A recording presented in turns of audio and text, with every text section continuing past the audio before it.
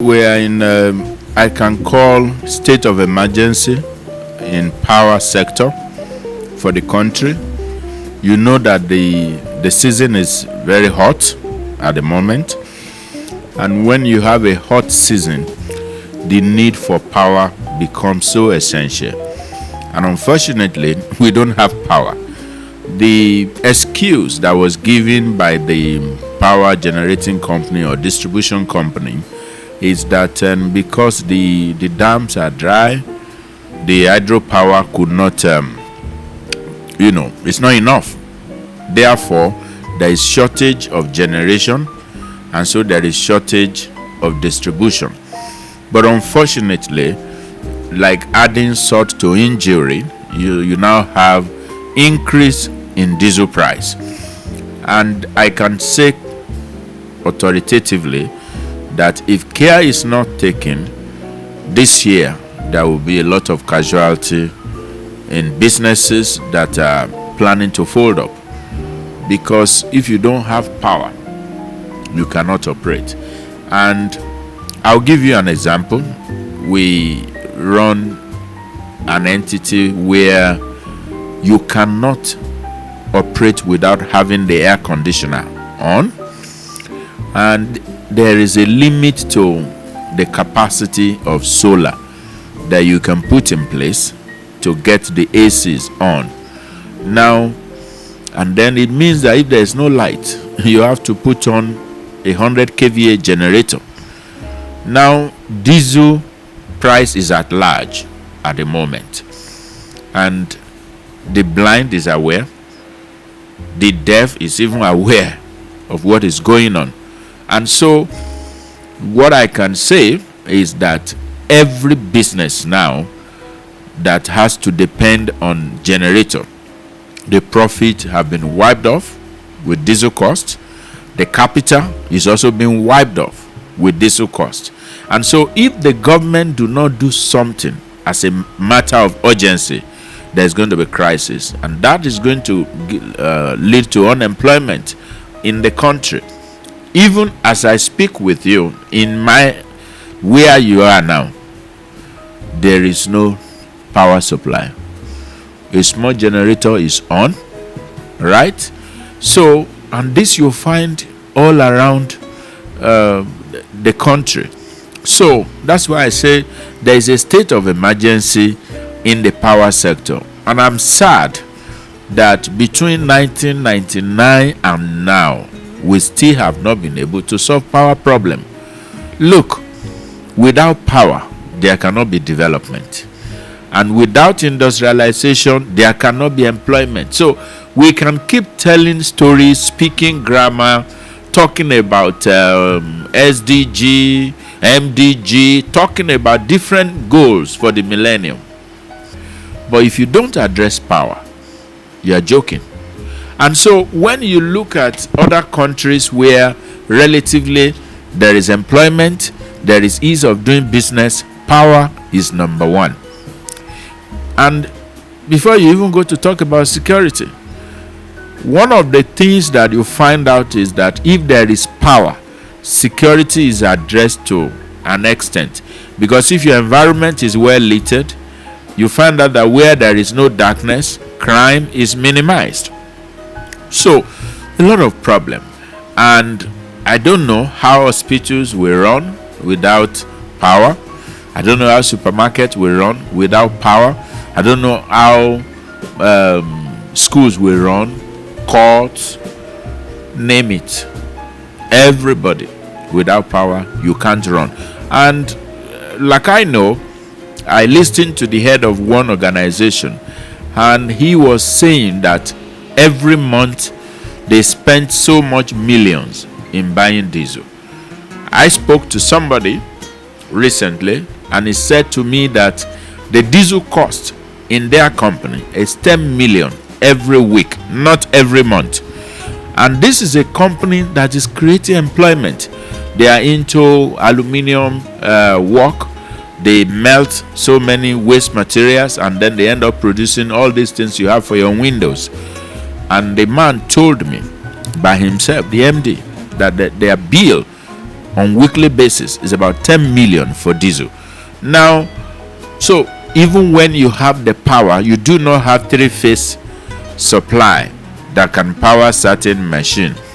But to some minimum consumer, it's just power to put on your AC, to put on your light, to put on your fridge, and that is not there.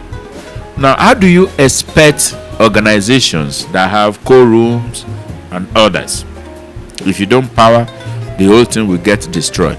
So how can we open our eyes and allow diesel to get to 500, 600, 620, 630? Some told me yesterday that diesel in some part of the country 700 plus.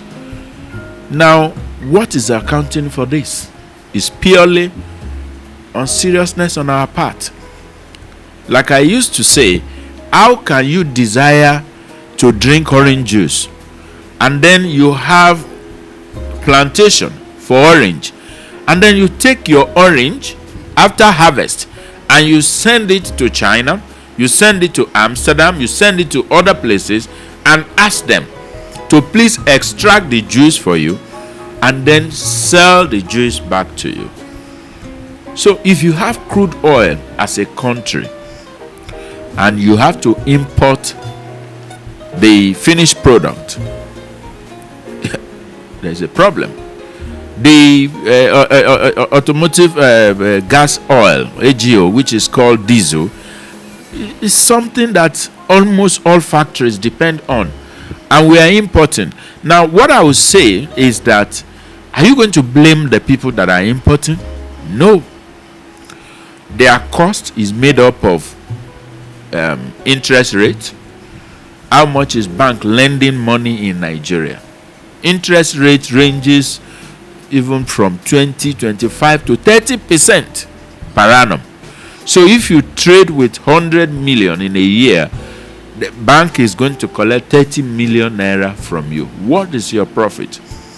I just finished talking to the MD of a petrol station just 5 minutes before you arrive here. He does not have profit up to 2% on his sales. So, do you blame them? So they pay interest to bank. They are also going to source foreign exchange to buy this product. Now, when you look at the landing cost into Nigeria, that does not end the pricing. The diesel or the PMS, premium motor spirit, or whatever the product you are bringing in, is going to go into the tank farm. And the tank farm owners, they are investors too. So you've got to pay certain amount of rent for the period that this product will be there, and you are going to pay them. Now, they too have cost to cover. They are also going to use the same diesel that is expensive for their energy. So a whole lot of issues. Now, when you now combine that with insecurity, bad roads leading to accident and the rest, then you have this increase in price. Of course, it is good to deregulate certain sectors of the economy so that the market forces can determine prices. But again, you need to look at the players in that sector. Who are the people that are there? That's why government cannot just close eyes and fold hands and say, I don't care, it's a deregulated sector. No, because you need to look at the impact on the people. Now, you will remember that there was a time it was proposed that subsidy will be removed from PMS, premium motor spirit, which we call petrol. But again, the government said, no, we're not going to do that. You know, a lot of people from the private sector spoke about this. We spoke against this, that you can't do it now. So the same thing is playing out in the diesel market, which is deregulated completely. But you then have to ask question, to what extent do we have power in the country? To what extent do people have access to electricity? And so if this is all that you depend on then there's problem. Now again, you have to also look at transportation. Most of the heavy duty trucks, the trucks that take granite for construction, for road construction, look, this is also going to affect cost of road construction, because if the governor of my state, for example, gives contract for somebody to construct a 10-kilometer road, and then your budget is hypothetically 5 billion, for example, and they are budgeted that they are going to take maybe 1,000 trucks of granite, bearing in mind that diesel was at maybe a particular amount, 300, 200, and now diesel is now times 2.